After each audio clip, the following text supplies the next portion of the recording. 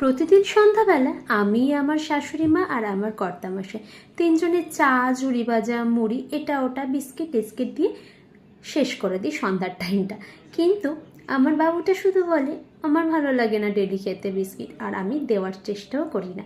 যাই হোক, ওরা বাচ্চা, ওরা যদি সারা জীবন এই খেয়েই বড় হয় তাহলে ভবিষ্যতে যখন বড় হবে তখন তো এমনিতেই এটা ওটা খেতে চাইবে না।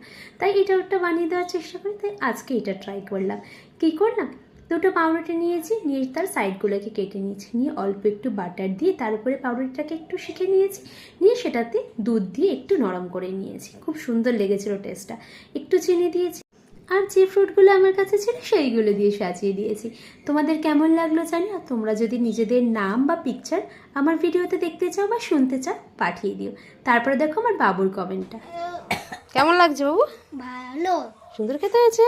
এটা কি বানালে? ওটা হচ্ছে মিল্ক ব্রেড।